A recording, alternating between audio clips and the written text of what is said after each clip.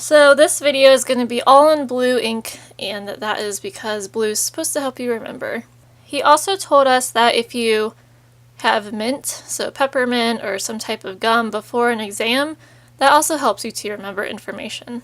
Not sure the relationship for peppermint and memory, but it might stimulate the brain and help you to remember things during your test. So I suggest taking a mint before you enter the exam room, so maybe that will help calm your nerves, you'll remember some of the information, and we will all pass and be OTRs, or a CODA if you're watching this in your CODA. So anyway, let's get into mental health. Alright, so now we're going to cover some of the theories and frames of reference. So we're going to start with no other than MOHO.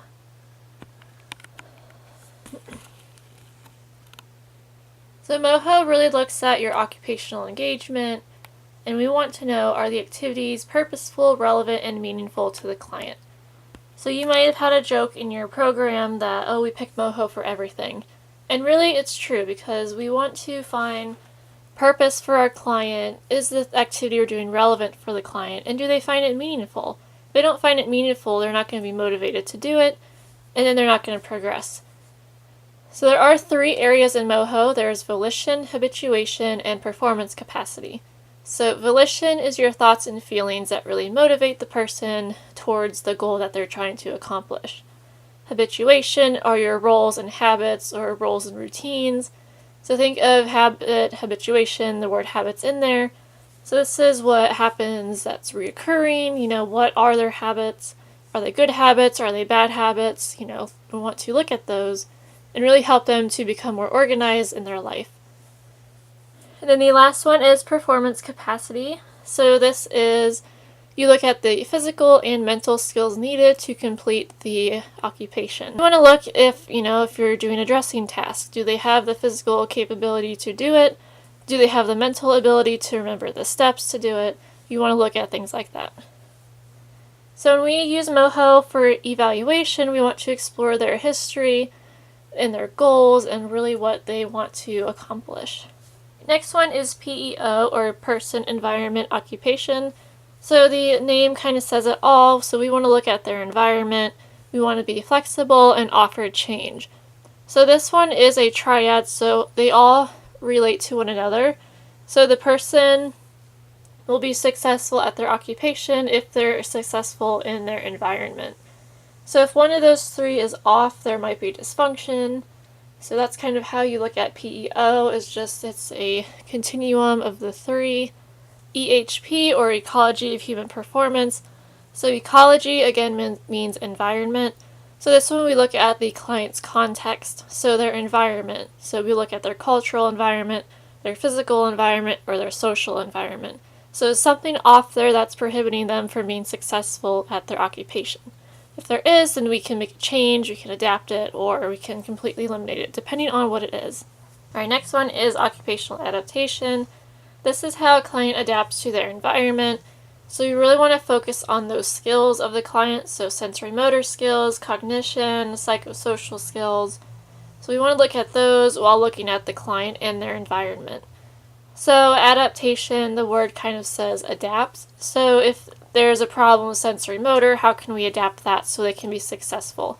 If there's an issue with cognition, how can we adapt that so that the environment and the client will be successful in that occupation? And lastly, we have psychodynamic, which is discussion-based. So this is where you look at the unconscious. This is the frame of reference that's been around for the longest time. So we really look at the ego, the id, the superego. And there's also defense mechanisms, which I will go through right now with you guys. Alright, so psychodynamic, it is a discussion-based kind of therapy. And you could see a defense mechanism because of an imbalance between the id, the ego, and the superego. So there's videos out there that explain these 3 concepts, but if one's out of sync, then you might see a defense mechanism. So the first one would be a narcissistic defense mechanism. So this could include denial, so that person would fail to acknowledge there's a problem. There might be a projection, so there might be impulsive. They might hurt someone or be very rude to someone.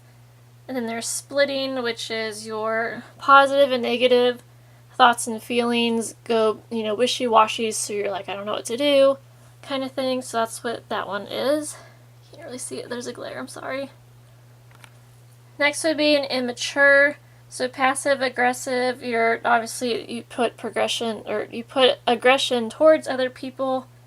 Regression, you return to an earlier stage of development, so you don't want to, go with the situation at hand, you just kind of regress to an earlier stage.